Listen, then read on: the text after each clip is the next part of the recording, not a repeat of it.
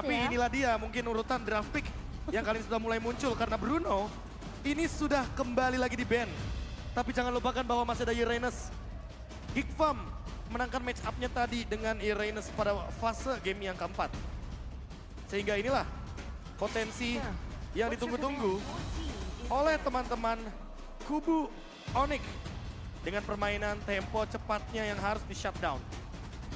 Kalau ngelihat Bruno yang ditutup dari sisi Onyx, kemungkinan mereka akan menutup lagi satu marksman mereka. Atau mereka akan menutup lini jauhnya dengan ngebuang Uranus di kubu Onyx. Sementara dari Geek Farm, mereka akan lebih berfokus gimana caranya. Iya. Ke-distract, sorry Momo-chan. Gak apa-apa. Saya setuju. MPL Dead X, MPL kerja. I love Koderen beruang. Oh, Koderen juga luar biasa. My Astaga, God. sorry. Gak apa-apa, gak apa-apa. Gak apa-apa Oji. Ya ampun. Ajarin dong sepupu Kairi main funny. Ya aku juga mau kok diajarin Kairi. Benar, bayangin 12 poin kill, 1 death.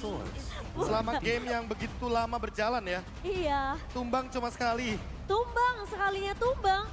Jadi endgame. Itu dia. Tapi ya kalau kita Wow. memang melihat tidak akan ada Iritel. Seperti yang aku udah prediksi. Waduh, Iritel kali si Momo ini. sekarang ada lagi nih lamaran yang berbeda. Kairi apakah kau mau menjadi?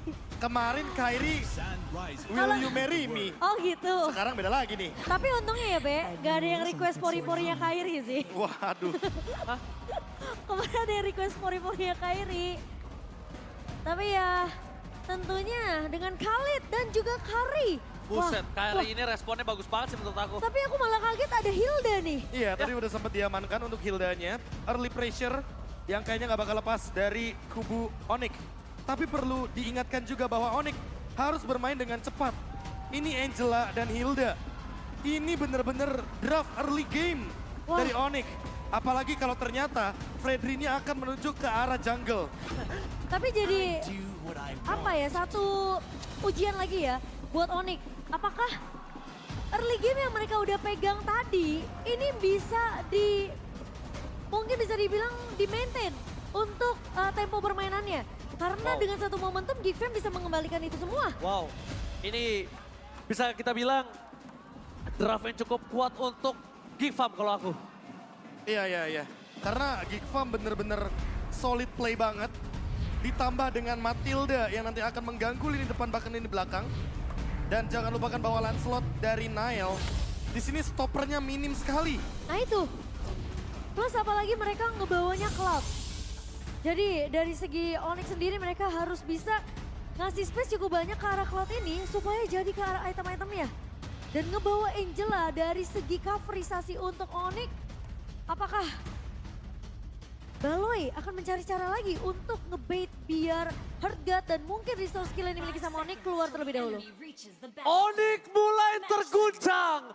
Geek Farm sedang naik-naiknya.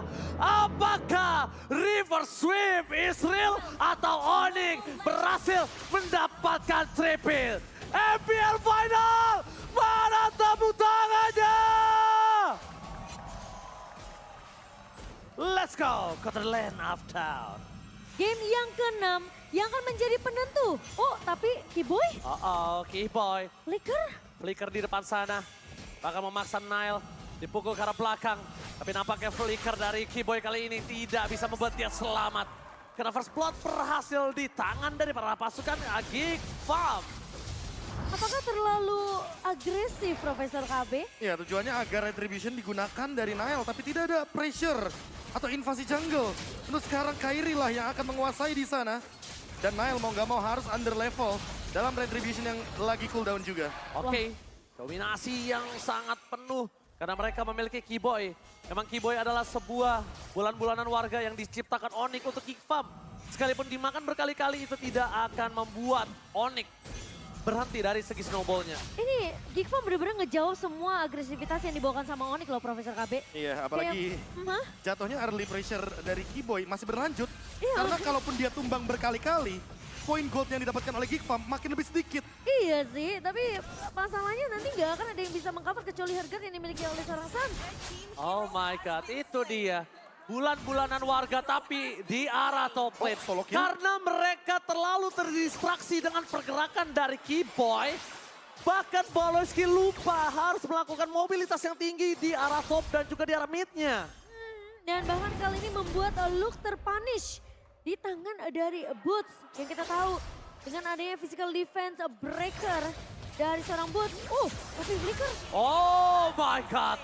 Flicker. Pergerakan outplay apa itu Profesor sebagai guru dari Wah, Suns? itu udah pasti kalkulasi damage dan juga jangan lupakan ada Impure Rage. Bonus damage-nya bakal membuat Aboy ditumbangkan di area mid lane. Turtle pun didapatkan, Nile masih mendapatkan pressure-nya dan di level yang ketiga kali ini.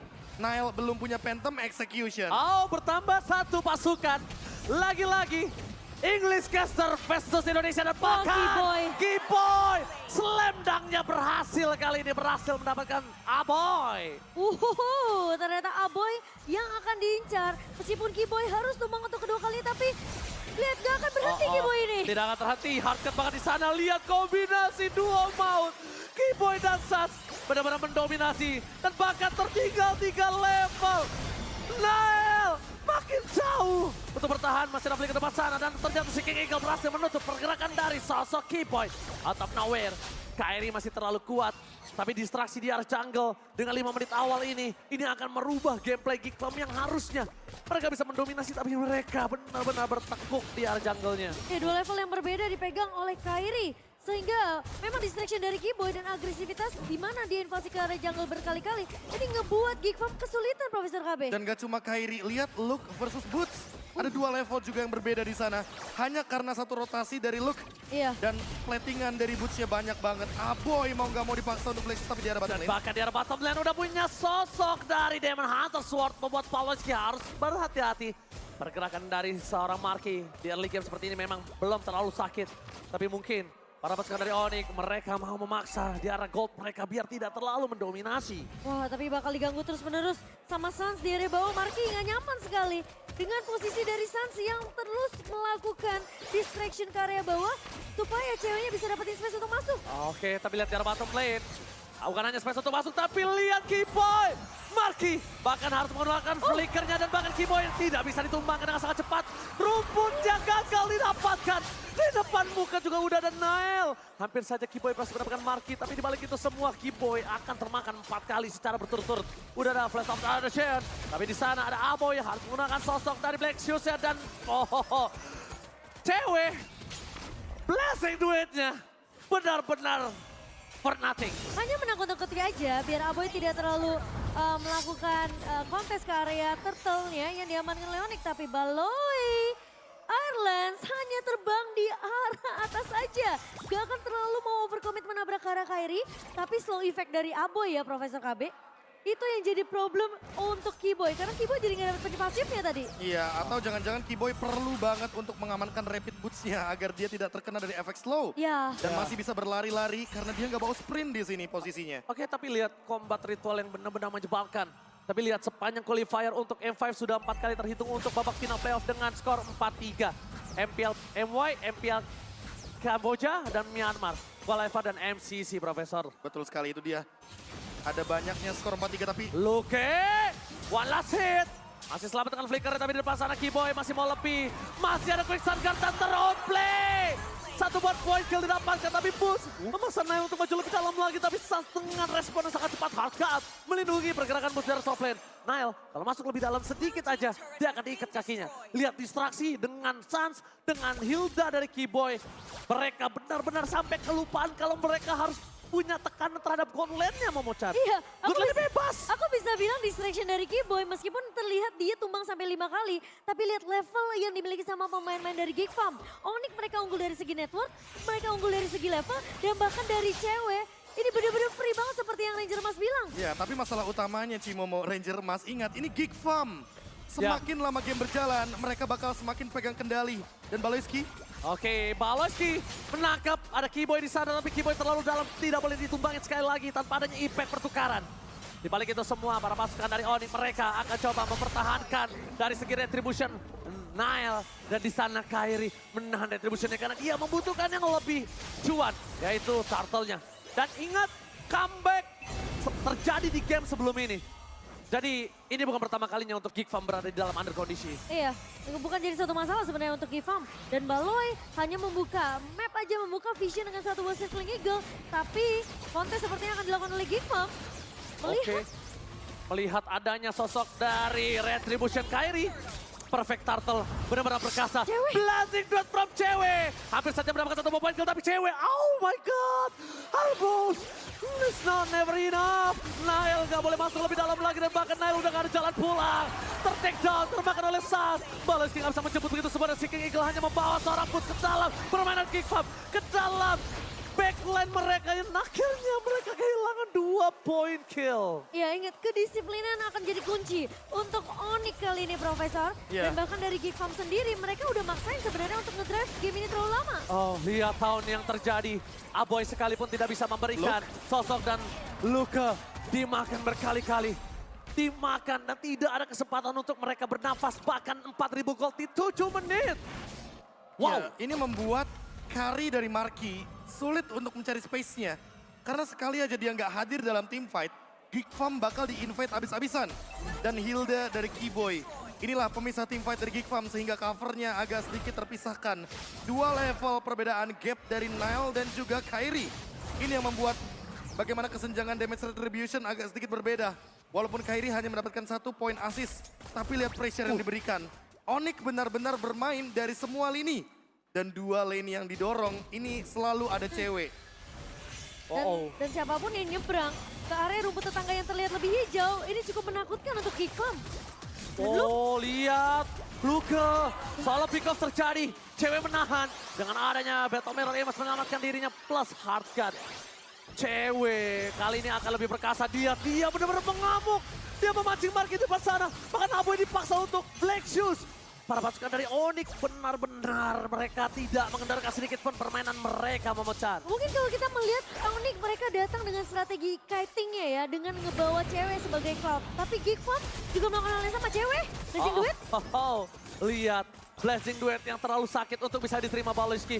Karena Demon Hunter Sword plus corrosionnya ini gak bisa mereka bendung, Profesor. Ya, ini attack speednya udah sangat brutal dari cewek sehingga ini akan membuat bagaimana lifesteal yang ia dapatkan juga bakal makin lebih banyak. Onyx dengan keunggulan 5.000 gold lead di 9 menit kita berjalan akan menuju ke arah Lord. Dengan power defense dari Geek Farm, mereka masih bisa sebenarnya untuk menahan Lord ini. Tapi ingat, jangan terlalu terbawa suasana dari Onyx karena itu yang mereka inginkan.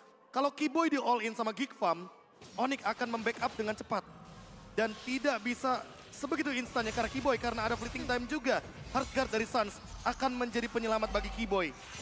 Masalahnya ini kayaknya garda depan dari Onyx ini harus yang ditumbangkin sih Profesor. Iya. Menurut aku Keyboy terlalu mengganggu. Dan bahkan siapapun pemain dari Geek Farm yang mencoba untuk melakukan dive, itu benar-benar dihalau habis-habisan. Dan jangan lupa lihat Keyboy bawa apa? Dire Hit. Wah, Dia tahu persis permainan front to back yang diinginkan oleh cewek. iya. Karena sekali aja Baloyski tumbang, Luke tumbang, atau even itu Nile, Onyx bisa menabrak dengan 5 power man mereka. Geek Farm harus bawain one for all for one ya untuk numbangin Keyboy sih. Ya, Setidaknya tapi- benar-benar nahan Onyx terlebih dahulu. Tapi masalahnya Momo-chan ini udah terlalu jauh. Kita memang di game sebelum ini memiliki kondisi seperti itu. Tapi dengan adanya pergerakan yang terlalu masif di arah backline Geek Farm. Dan mereka benar-benar harus menyelesaikan Lordnya. Sampai 3 Lord mereka nggak bisa tembus. Mungkin Geek Farm punya jawaban. Ingat Momo-chan. masih ada Aboy, masih bisa untuk melakukan clear cepat dan mungkin kalau dari Ranger Mas bilang ini udah terlalu jauh, udah terlalu unggul dari Onyx, berarti Geek Farm mereka harus main sabar. Betul, Mereka setuju. harus main kiting. Mereka nggak boleh termakan dengan cewek yang bisa mainin BMI-nya sehingga memaksa Geek Farm untuk paksa team fight. Jadi Geek Farm harus bisa nge-counter setup itu hal tersebut. Aku merasa malah Onyx sangat perlu memaksa keluar Geek Farm. Jangan team fight di high ground karena Lilia adalah jawaban seperti yang si Momo bilang tadi. Tapi lagi-lagi, Geek Farm kayaknya nggak mau terpicu akan pemaksaan team fight di luar area dari high ground. Ya mereka cukup main sabar aja sih sebenarnya dari Geek Farm. Jangan ngebiarin Onyx ini yang kita mungkin lihat di game yang sebelumnya gampang ke drag untuk menuju ke arah late game. Jadi tempo permainan dari Onyx ini harus disamakan dengan tempo permainan sabar dari Geek Farm. Atau jangan-jangan Onyx akan mencari poin-poin split push. Ketika Lordnya hanya ditarik ulur oleh Kairi. Iya, Buset. karena Wih, malah sakitnya. potensi split pushnya nggak datangnya dari Onyx ya. Iya, potensi split pushnya ada gara-gara BMI dari Iya. Cloud. Dan cewek attack speednya udah tinggi banget. Dia punya satu item yang mahal harganya dengan attack speed yang begitu luar biasa. Bahkan gak cuma dari cewek sih Prof, aku bisa bilang. Bahkan ada Sans yang kita tahu dengan global presence-nya ini bisa muncul kapanpun. Dia nggak perlu show up di area pertempuran dari, antara Gifan dan juga Onyx. Dan cewek lagi-lagi. 2 hit loh. Sakit banget. 2 hit tanpa adanya shield absorb. Oke. Dan ini yang perlu diperhatikan sama Geek Farm. Jangan sampai ada yang keluar. Jangan sampai ada yang menginjak. Sebuah jebakan dari landak. Itu yang mengerikan. Itu Itu dia. sih. Trapping yang dilakukan para pasukan dari Onyx dengan 9.000 gold kali ini. Benar-benar membuat sosok Aboy bahkan memberikan stiker. Apakah ini it's Onyx time, Profesor? Atau jangan-jangan it's comeback time dari Geek Farm. Dengan 2 Lord sisa yang harus diperhatikan. 15 menit game dari Geek Farm akan sangat mengerikan. Karena Onyx tidak bisa membawa game ini ke arah late game kecuali mereka melakukan split push. Flash of Diosis di tangan Baloyski dan Boots udah jadi juga tadi. Inilah. Kalau misalnya Boots sudah jadi dia berat Momochan. Tapi satu hal Momochan. Karena tidak ada high ground yang bisa menggapai ke arah Marky. Iya. Late game akan menjadi bahaya. Nah itu, dan itu terjadi ketika di game yang sebelumnya Marky terlalu free di area belakang. Jadi space create dari Geek Farm ini cukup ketika Marky memang tidak sampai ke pick off oleh Keyboy ataupun dari seorang cewek. Ya, dan masih belum ada dominance ice untuk mengurangi attack speed dari Marky. Sampai saat ini Marky masih bisa bermain dengan front to back. Win of Nature di tangan cewek, Profesor KB. Karena kita tahu sendiri, berarti cewek yang bakal dive in. Pertanyaannya, Aboy akan terpicu atau enggak dengan Black Swish-nya? Oke, Marky cuma ngetes saja sebenarnya.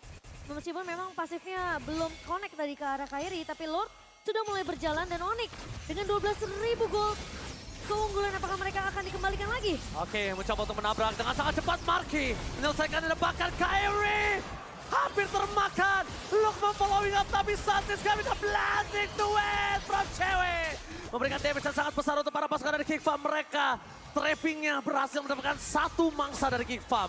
Baloy? Oke, Baloy tidak boleh termakan, Flicker harus dikeluarkan. Press forward-nya for nothing Kairi. Fokus ke arah base turret yang dimiliki tapi Keyboy mencoba melakukan diving nail, dipukul mundur ke arah belakang dan Bot membuat Marky mundur. Dia tidak bisa dibendung, tapi cewek tidak ada minion kali ini, jadi tidak bisa melakukan stacking terhadap Art of Thievery-nya. Ya 14 menit game yang berjalan Onyx masih bisa untuk unggul. Setidaknya ketika mereka mau coba untuk dapetin objektif sudah tapi cewek. Oh my god, surprise! Happy birthday ternyata trappingnya berhasil. 2 hilang. Para pasukan dari Onyx mereka memaksa team fight di arah mid lane. Menuju ke arah base turret yang dimiliki dari para pasukan Geek Farm. Mereka nggak punya retribution, mereka nggak punya Baloyski. Tersisa Aboy, apakah ini akhir dari Cinderella story? Karena lihat dari bottom lane, mereka mencoba untuk mendorong ke arah base turret. Boots melakukan zoning out, Luka menjadi belah utama. Keyboy mencoba untuk memberikan sedikit pentungan tapi tidak ada yang terjadi. Minion bakal coba dikelarkan dengan sangat cepat. Dan ternyata Cinderella story masih berlangsung. Wah, masih ada kesempatan tapi Kating yang tadi sempat kita bahas ya Profesor KB.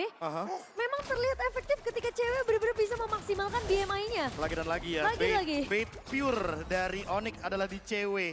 Tapi lagi dan lagi Geek Farm dengan Aboy sebagai Lilia yang sekarang clear wave minionnya begitu cepat. Membungkam Onyx kembali dengan keunggulan yang mereka dapatkan 14.000 gold leading.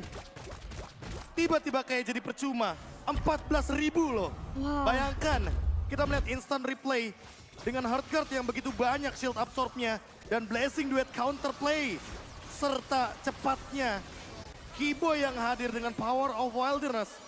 Hanya karena satu kali gerakan yang di counter dengan cepat. Onyx pun sekarang masih dalam lead yang begitu jauh, namun Geek Farm tidak mudah untuk ditumbangkan. Hari makin malam, match makin panas.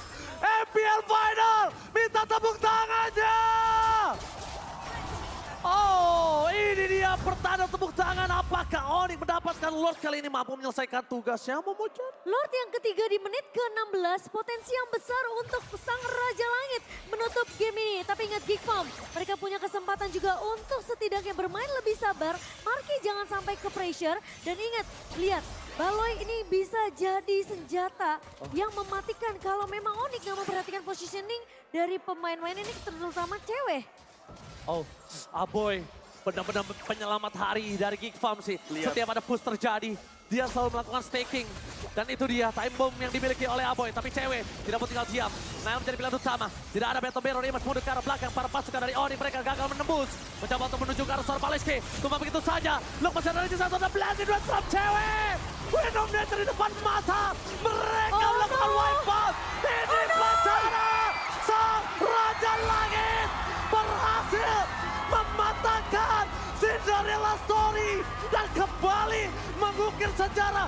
Back to back triple champion FPL Indonesia Israel. Title The Kingslayer tidak mampu untuk meruntuhkan The King. Tapi kali ini malah sang Raja Langit yang membuktikan kualitas mereka dengan back-to-back champion. Tak terkalahkan. Itulah kata yang cocok untuk sang Raja Galaksi.